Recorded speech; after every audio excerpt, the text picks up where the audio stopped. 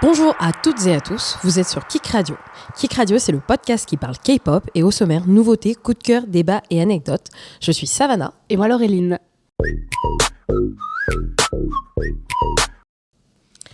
Alors, aujourd'hui, on va parler d'une première nouveauté. Et cette nouveauté, c'est All Night de IVE et Saweetie.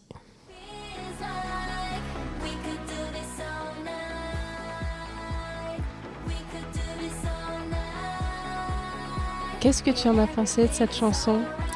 Alors, j'ai bien aimé, mais j'ai pas aimé parce que la chanson est extraordinaire. J'ai aimé parce qu'elles ont sorti la chanson au beau moment. Dans le sens où c'est une chanson très, tu sais, David Guetta 2008. Je suis d'accord, là-dessus oui, totalement. Et en fait, c'est pas du tout une chanson pour les fans de K-pop, c'est pas un comeback non, ça c'est sûr. En mode le comeback de IVE, I Am, Ouais. Buddy. C'est vraiment juste une chanson en mode hey, les gars, on est là, on s'amuse, on va faire un petit comeback aux US. Ouais, c'est ça. Et je pense que c'est une bonne introduction au public américain de IVE. Je suis d'accord. J'ai adoré le clip. Ouais, et le clip est très sympa. J'ai adoré le clip. Et c'est pas en effet une chanson qui est révolutionnaire ou quoi, comme elles ont pu nous sortir, mais ça se laisse écouter. En effet, ça fait très vibe 2008-2010, peu. Et je pense que c'est vraiment pour rentrer sur le marché américain, pour faire découvrir IVE au public américain, d'où le feat avec Saweetie. Et donc, je pense que c'est un bon choix de la part de Starship. C'est un bon move.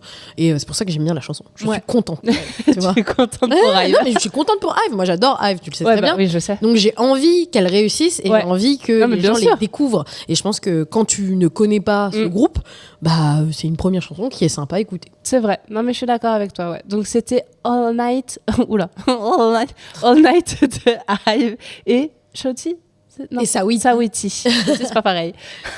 La deuxième, laquelle est-elle ? C'est Mbop de Hui. J'adore, je dis tout de suite. J'aime beaucoup. Elle est drôle. Alors, elle est trop bien. je pense que avant d'en parler, on peut mettre mon coup de cœur. Voilà, non mais je suis d'accord. De la semaine, qui fait partie du nouvel album, donc du premier album de Hui en solo. La chanson s'appelle A Song from a Dream et donc c'est bien sûr Hui en featuring avec Woosok. Ça n'a rien à voir. Elle est tellement mieux. Mais oui, non mais elle est trop bien. Mais j'adore. Attends.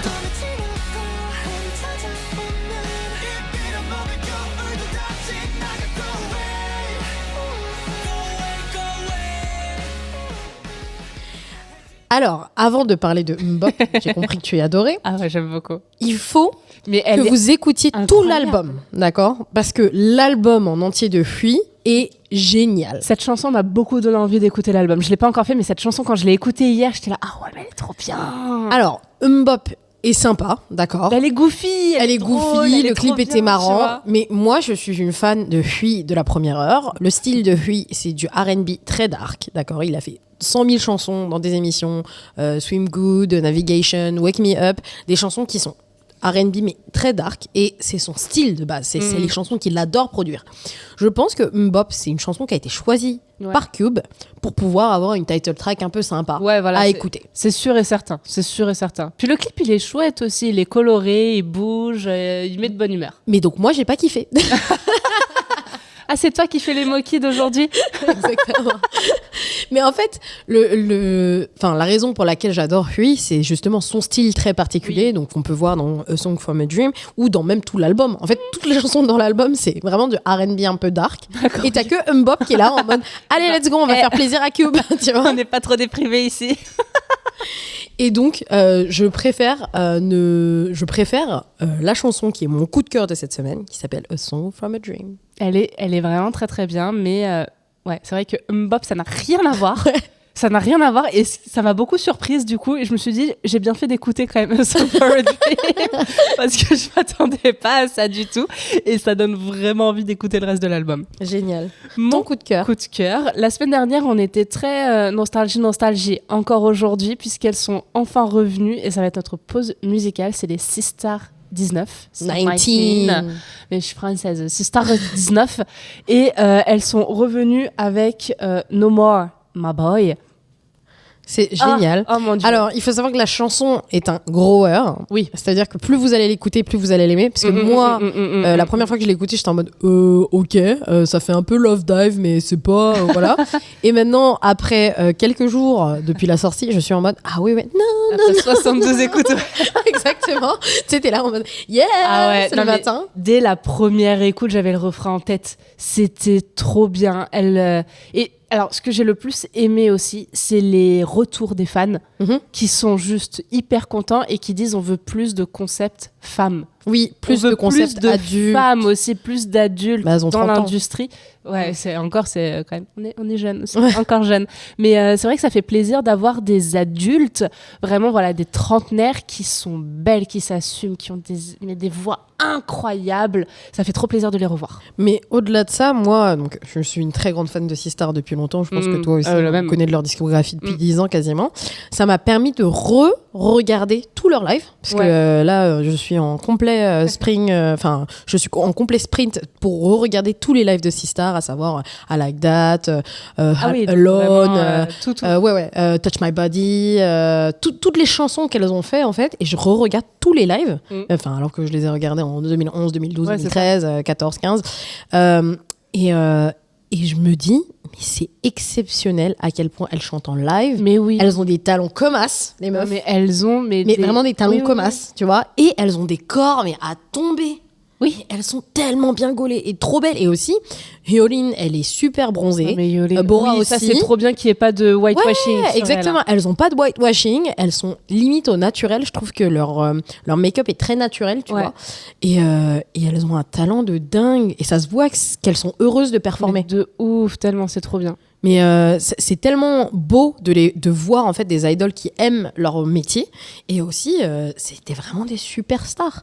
Et il y a plein d'émissions en ce moment avec elles. Elles ont participé à une émission qui m'a fait beaucoup rire, ce qui s'appelle Jae and Friends, Jae and Friends. Oui, dans la cuisine. Exactement, dans la cuisine, où elle parle avec elle, et j'ai découvert plein de trucs que je savais pas. Par exemple, le fait que tu sais les Idol Championship, la raison pour laquelle maintenant les idols s'entraînent et prennent vraiment au sérieux cette compétition, c'est à cause de Sistar et Shiny.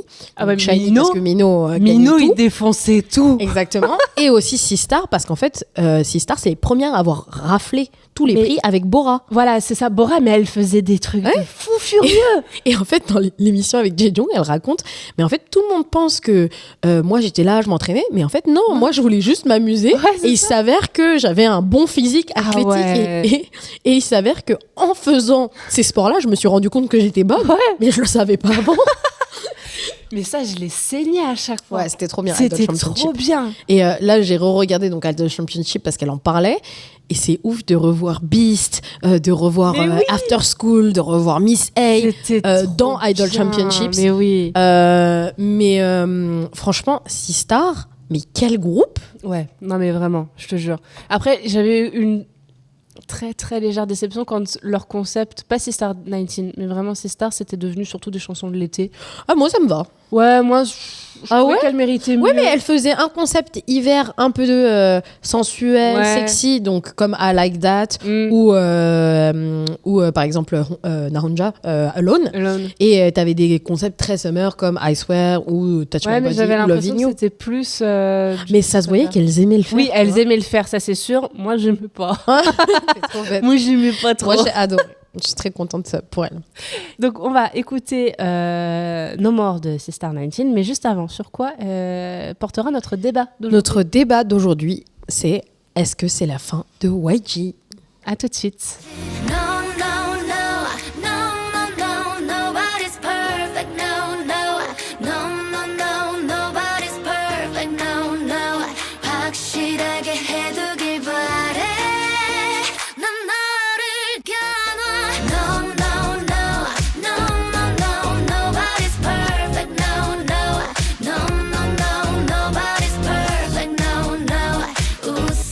De retour sur Kik Radio.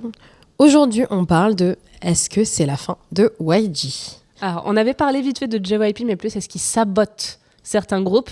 Là, c'est du total. Ouais, ça n'a rien à voir. Alors, il faut savoir que le downfall de YG a commencé avec le scandale du Burning Sun. Ah bah oui, bah ça... Donc pour Est-ce qu'on a rappeler, besoin de rappeler oui, enfin on en parle souvent, mais le Burning Sun c'est le plus gros scandale qui a inclus plusieurs idoles, notamment Seungri comme l'un des maîtres de ce scandale. Puisque c'est son club À lui. Donc le Burning Sun est une boîte de nuit où il s'est avéré qu'il y a eu des femmes qui ont été droguées, violées. Il y avait un groupe chat où justement des vidéos de ces femmes étaient partagées. Et Seungri serait certainement le chef de ces actions et ces crimes. Voilà. Parce qu'on rappelle que c'est un crime. Oui, oui. Et donc, beaucoup de gens, notamment Young Hyun-suk, qui est le président de la YG, ont été inclus en fait dans ce scandale parce qu'ils ont essayé de protéger Seungri, parce qu'ils ont essayé de couvrir ce qui se passait. Donc déjà, ça a commencé sur ça. Ouais. Bien que Blackpink ait réussi à tenir l'agence, parce qu'on va pas se mentir. Mais tellement, à bout de bras. Qui s'est passé. En fait, ce qui s'est passé, c'est qu'on a Big Bang qui a vraiment développé YG, Blackpink qui a tenu l'agence parce qu'elles ont cartonné internationalement. Et aujourd'hui, on se retrouve avec quel groupe ? On se retrouve juste avec Blackpink et avec Treasure et là maintenant Baby Monster parce que quasiment tous les groupes sont partis. Ah oui, et Winner, mais ils sont tous à l'armée là. Ouais. Puis, bon, ils n'ont pas des activités non plus extravagantes. Là, ils sont tous à l'armée de toute façon. Oui, dans tous les cas. Mais même avant l'armée, enfin. Si, ça va. Franchement, leur comeback marchait. Mino, il était sur toutes les télés. Parce que tu te dis ça parce que ça date un peu. Oui, voilà, c'est le problème. pour ça. Mais Icon est parti de l'agence. Ensuite, il reste Akmu qui a encore une grande notoriété, mais tout ce qu'on appelait l'âge d'or de YG, à savoir en 2016, quand il y avait 2014, pardon, 2014, quand il n'y avait pas encore Blackpink, donc 21, Big Bang, Icon, Winner, Lee High, Epic High, tous ces artistes qui créent YG Family, en fait, la plupart d'entre eux ne sont plus là. Non, ils sont plus là. Donc, comme je disais, il reste Blackpink, mais Blackpink n'a pas renouvelé leur contrat en solo, en représentation solo avec YG. Elles ont chacune changé d'agence ou créé leurs propres agences, leurs propres entreprises. Ouais. Elles sont uniquement sous Blackpink, encore avec YG. Donc toutes leurs performances solo, maintenant, c'est à elles et l'argent leur revient à elles, ce qui est génial. Génial, les girls. I am happy for you.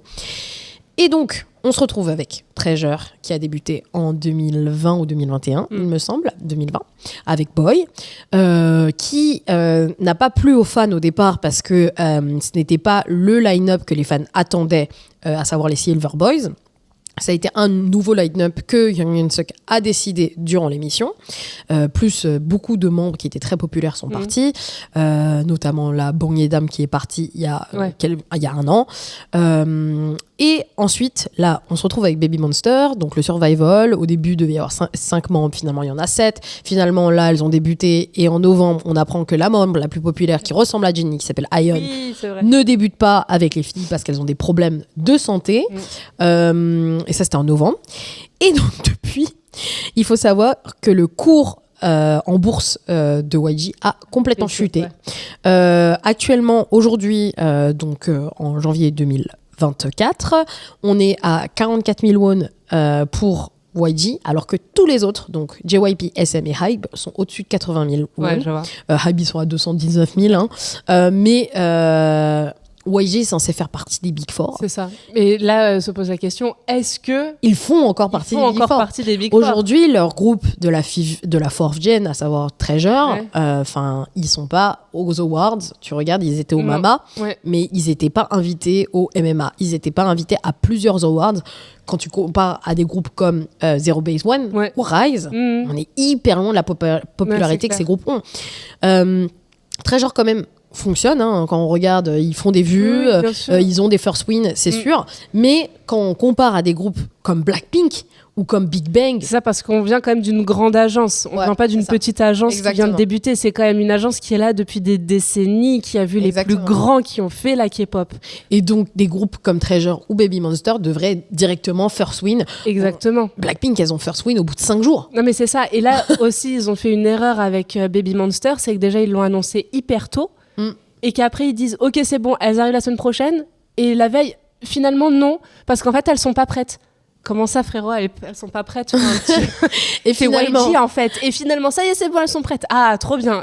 Mais finalement, il manque un membre. Voilà. Ah, ok. Et d'accord. après, finalement, elles ne font pas de performance. Donc il y a des stage performances. Il y a deux versions, je crois, de Butter Up. Mais sur elles leur n'ont chaîne. pas. Voilà, c'est sur leur chaîne, mais elles n'ont pas fait de MBC Non, Kayo. Elles n'ont pas fait de Music Bank. Elles n'ont pas fait de M Countdown.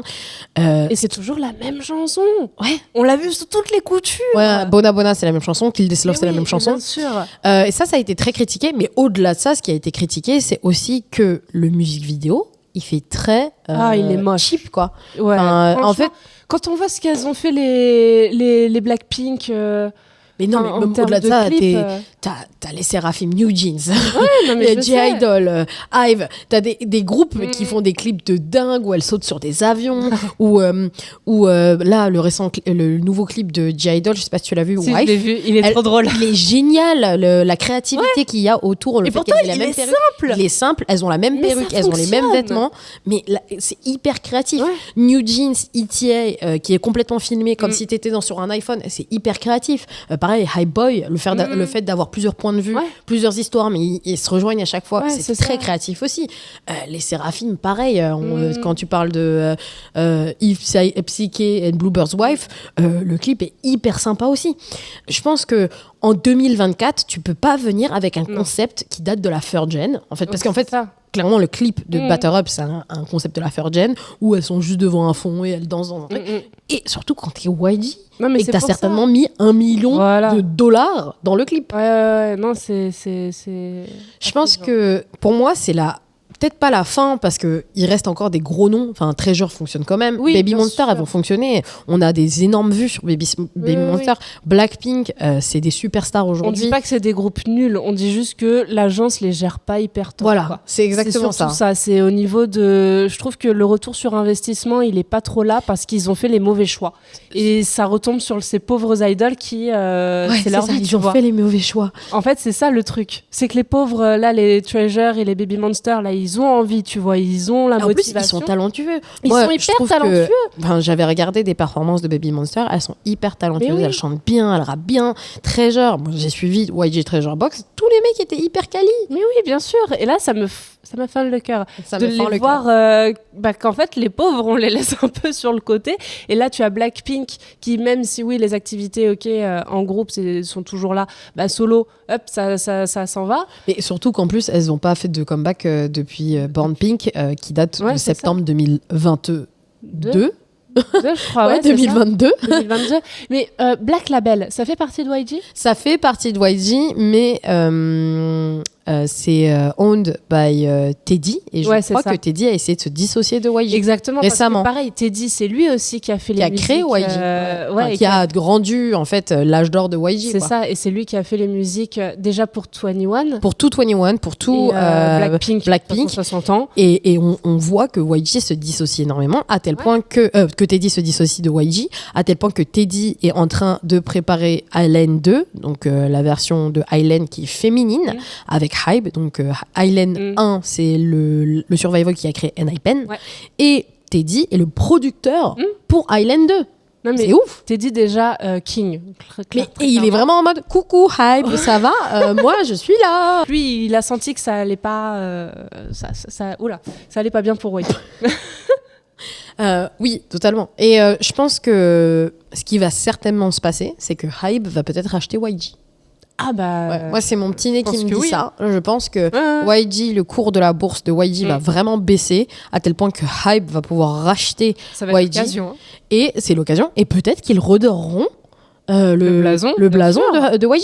En fait, c'est con parce que l'héritage de YG est ouf. Enfin, c'est l'agence hip-hop avec des gens qui ont du charisme, avec des gens qui sont vraiment talentueux, qui sont vraiment entraînés.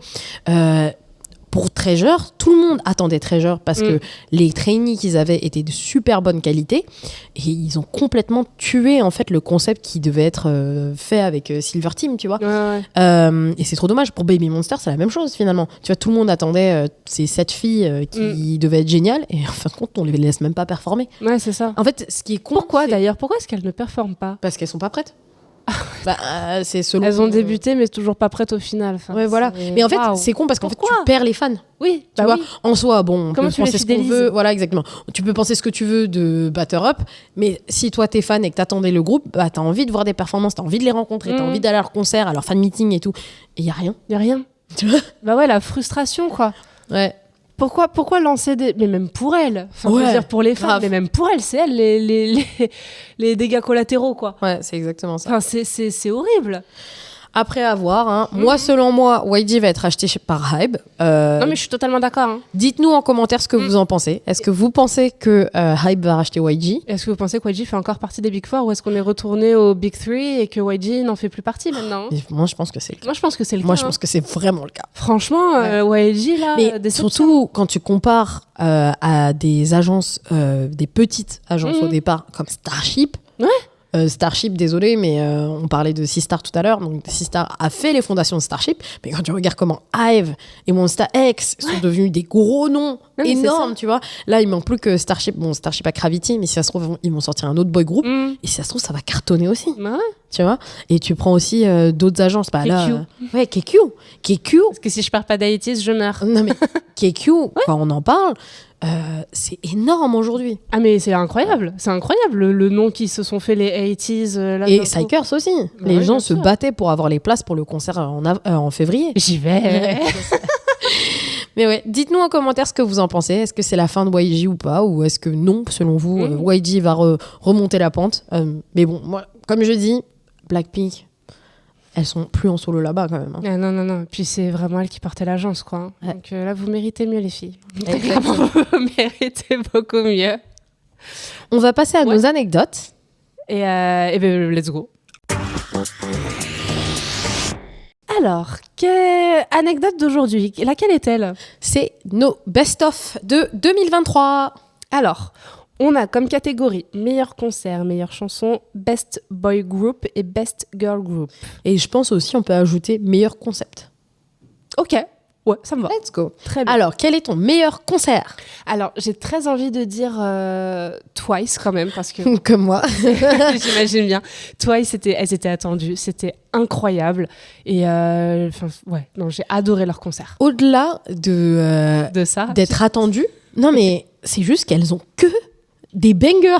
Oui, non mais c'est vrai. Pendant le concert, j'étais en mode, mais il n'y a pas une chanson nulle, quoi. Moi, le seul moment où j'ai moins aimé, c'était les solos, parce que comme c'était pas leur chanson, ça retombait un peu. Bah, sauf pour Gio et Nayeon. Oui, voilà. Mais c'est tout. C'est là où ça remontait, mais sinon le reste, bof. Même si j'adore le solo de Mina avec Seven Rings de Ariana Grande. Enfin, et même si leur solo, twerk. Ouais, voilà, le twerk. Enfin, en fait, comme c'est pas les chansons de Twice, c'est pas aussi bien, tu vois. Mais le concert était fou. L'énergie des gens, l'énergie de Twice. Aussi, moi, ce que j'ai vraiment adoré, que j'ai déjà dit, mais c'est qu'au début du concert, elles étaient fatiguées. Et en fait, en entendant les fans crier, elles se sont complètement réveillées. Ouais. Et le concert est allé vraiment crescendo, quoi. C'est vrai, ouais. Et j'ai beaucoup aimé Card aussi. Ah ouais. Mais la salle, non. non, parce que ça a été juste une fournaise. Ça a été aussi pendant la canicule en septembre. Et juste, je vais taper les gens de la salle, les gérants, parce qu'ils m'ont mal parlé au téléphone. Wow. En me disant, non mais vous allez juste crever de chaud, et puis tant pis. D'accord, merci. Mais ils étaient incroyables et très aussi dans l'attention envers les fans, parce que justement à cause de la chaleur il y a eu des gens qui se sont évanouis et eux ils avaient 4 gros ventilos devant eux ils les ont tournés vers la foule trop et tout, c'était trop bien et ils étaient trop mignons, trop gentils, ils avaient vraiment le contact avec le public, vu que c'était une petite salle. Toi c'était pas possible. Merci, c'est pas possible, mais comme là on était dans une petite salle, bah t'as plus ce sentiment un peu de proximité avec les artistes et ça j'aimais bien la vibe que ça donnait. Moi, je rajouterais aussi le M Countdown. Mais j'attendais que tu le sortes, ouais. C'était pas mon meilleur concert. Franchement, comparé à toi, c'était mieux. Ouais. Mais pourquoi c'est un de mes meilleurs concerts ? C'est juste parce que j'ai vu Zero Base One. Ouais. Parce que je les aime trop. Tu les avais attendus. Chouchous, voilà, exactement. Et ça fait toujours quelque chose de les voir en vrai. Mais j'aurais préféré un concert solo 2, tu vois. Je pense pour être entre fans plutôt qu'un énorme stadium où il y a plein d'artistes, quoi. Après, c'était très sympa parce que y avait Taemin et c'est une rockstar et il y avait Psy. Mais après, Twice. Let's go. Non, mais Twice, clairement. Quelle est ta meilleure chanson de 2023 ? Queen Card. Oh waouh, t'as répondu sans hésitation. Queen Card, J-Idol. Queen Card Idol, direct. Queen Card, vraiment, Queen Card. Mais tu sais que ça, c'est sur l'Insta de Kick Café, où vous aviez posé la question, j'ai répondu Queen Card, direct. Oh waouh, génial. Toi, c'est quoi? Moi, c'est Let Me In de EXO. Sérieusement? Mais en fait, c'est ma chanson la plus stream de 2023. Mais en fait, je réalisais pas, parce que je l'adore cette chanson et je la trouve géniale, vraiment. Mais je réalisais pas à quel point c'est vrai que c'est vraiment ma chanson préférée. Et en fait, je m'en suis rendu compte en juste regardant mes most streamed. Et c'est vraiment ma most streamed. Ah, c'est marrant. Ouais, ok, exactement. j'aurais pas du tout imaginé Ouais, moi aussi, celle-là. j'aurais pas du tout imaginé celle-là. Je m'attendais à tout sauf à ça, tu vois. Mais ouais, c'était Let Me In, qui est donc une des B-sides du nouvel album de EXO de juillet. Avec un clip... Ouais, hyper what the fuck. Mais la chanson est vraiment sympa. Après, en autre meilleure chanson... Tricky House. Non, pour moi, Tricky House. Pour moi, Tricky House. Ouais, clairement. Mais c'est ma most streamée. Mais en même temps, c'est tellement un mix entre Stray Kids et 80s, ça m'étonne pas de toi. Ouais, mais c'est pour ça. Franchement, Tricky House. Ok. C'est la chanson que j'ai le plus écoutée en 2023. Génial. Voilà. Ouais, mais en premier, c'est Queen Card. Hein. Ouais. Premier, c'est Queen Card. Et après, c'est Tricky House. Queen Card. Et après, je pense en girl group, parce que j'ai dit un boy group, je pense qu'en girl group, j'ai adoré Kitsch. Ah, mais trop bien. Mais en fait, il y a plein de haters de Kitsch. Je veux dire que vous la chanson est vraiment trop bien. Elle est trop géniale. Moi, la chorégraphie, elle est géniale. L'album, enfin, les 2 derniers albums de Hive ont été des bangers pour moi. Et vraiment, Kitsch, c'est une chanson que j'adore juste écouter. Donc pour moi, 2023, une des releases que j'ai adoré et qui est une des meilleures pour moi, c'est Kitsch. Surtout que la choré est sympa, le clip est sympa. Voilà. Il y avait aussi Perfume, NCT de ouais. Perfume de NCT de Jeju. Mais tu sais, à mon cours de danse, là, l'année dernière, les petites, elles ont appris la chorégraphie et là, elles ont remis la chanson pour la refaire et j'étais genre, oh, elle est trop bien, cette chanson. C'est ouf. Mais parce que c'est trop drôle, parce que moi, j'allais mettre Do Jae-jung dans Best Boy Group. Ah, bah tu vois, voilà. Exactement. On peut passer à celle-ci, du coup. On peut passer à Best celle-ci. Boy Group, du coup. Pour moi, le Best Boy Group de 2023, c'est Do Jae-jung. D'accord, vraiment. Je trouve qu'on en a pas assez parlé. Au-delà de Perfume, l'album. Mais oui. L'album, je l'ai saigné. Je l'ai tellement saigné que je l'ai acheté. Les amis. Je t'ai pas demandé, t'as eu la photocarte de qui? J'ai la photocarte de Jaehyun. Ah, daddy. Yes. Et l'album est super beau, les chansons très qualitatives et en plus de ça, il n'y a pas un skip dans l'album. Non, c'est clair. Et c'est super chanteur avec beaucoup de charisme. Non, je suis d'accord. Ouais. Toi, Best Boy Group Bah franchement... 80s. Oui, 80s, mais aussi Psychers, Psychers, qui ont débuté cette année, enfin en 2023, et vraiment juste pas déçus pour un sou. Ouais, ça m'étonne vraiment pas. Donc moi j'irais Psychers. Same avec Zero Base One, sans surprise, ça, les sans amis. Surprise de comment mais moi, au-delà de ça, le problème avec Zero Base One, c'est que ok, les chansons sont sympas, d'accord. Enfin, les albums étaient sympas, tu vois. In Bloom, elle était sympa. Crush, j'ai pas hyper kiffé. Ah, moi j'avais bien aimé. Crush. Mais j'attends vraiment de voir des concepts où on les voit briller parce que c'est leur concept. Ouais. Tu vois, je pense que Do Jae-jung, c'était génial parce que c'est un concept qui représente vraiment les 3 membres qui ont mis en avant leur couleur vocale, parce qu'en fait, les chansons sont créées que pour eux 3, parce que le concept a été créé que pour eux 3. Tu vois ce que je veux dire ou pas? C'est vraiment leur essence même. Et même moi, étant une grande fan de NCT, je reconnais les 3 membres dans ces chansons-là, dans le concept. Alors que Zero Base One, comme certainement le concept, il a été fait 3 mois ou 4 mois avant que même le groupe soit sélectionné. Ouais, c'est clair. Que tout est déjà choisi en fait pour les membres. Ça répondait pas vraiment à leur personnalité. Voilà, musicale. exactement. Moi, par exemple, je pense que un thème qui leur irait bien, c'est, tu vois, les thèmes sexy, un peu à la Over Me, dont j'ai déjà parlé plein de fois, mais ou à la Blood Sweat Tears, tu vois. Ouais. Un concept avec genre des chemises fluides, un peu sexy et tout. Ça leur irait super bien et j'espère les voir dans un concept comme ça cette année. Non, je suis d'accord. Best Girl Group. Girl Group, J-Idol. Ouais, sans hésiter, J-Idol. Je pense qu'elles ont rock tout 2023. Je pense que 2023 n'aurait pas été pareil sans elle. Et Hive quand même. Parce qu'il y a des grands... Le Séraphim quand même un peu. Ouais. Voilà, la Holy Trinity. Mais tu vois, quand on reparlait tout à l'heure de est-ce que c'est la fin de YG, quand tu vois les girl groups qu'il y a, c'est des powerhouse aujourd'hui, tu peux pas sortir un truc comme Baby Monster qui n'est pas à la hauteur de tout ça. Mais je crois que j'ai jamais autant écouté de girl group. Que 2023. Si, il y avait un moment quand il y avait tout ce qui était Sistar, EXID, Tiara, tout ce qui était quand même Girls' Day. Ouais, mais j'ai l'impression que c'était moins qu'en 2023. Ah si. Moi, je streamais plus des girl groups en 2012. Oui, mais je parle de ma personne. Ok, d'accord, pardon. Une folle. Et je meurs.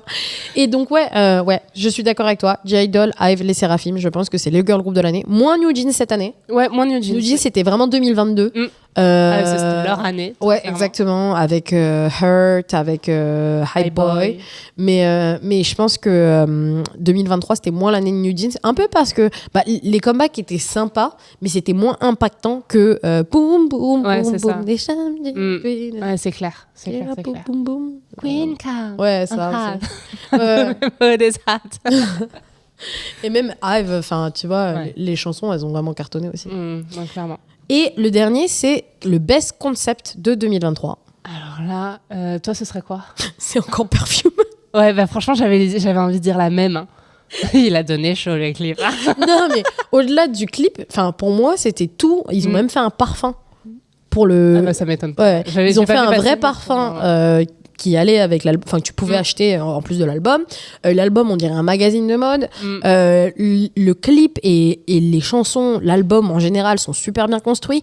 Pour moi, c'était un concept complet qui allait vraiment aux membres et qui met en avant les couleurs des membres. Tu vois. Non, je suis d'accord avec toi. Ouais. Franchement, j'aurais dit Perfume. Et en girl group, on revient sur Queen Card, j'imagine. C'est ça, clairement. Clairement, c'était incroyable. Et puis, j'aimais bien pour les performances un peu le style hautain qu'elles avaient. Ouais.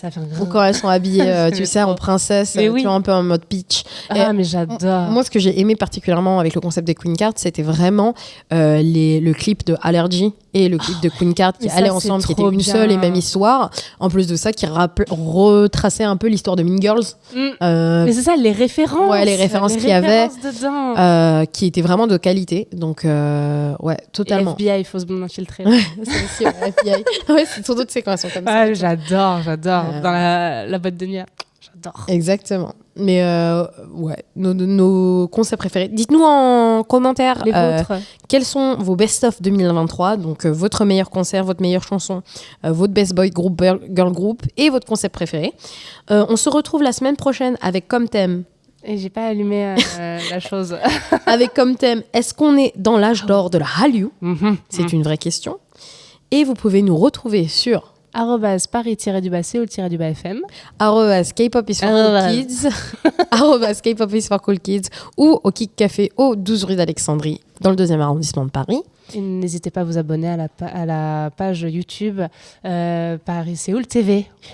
Et on se quitte sur notre meilleur concert Twice avec The Feels. À la semaine prochaine. I got the feels for you.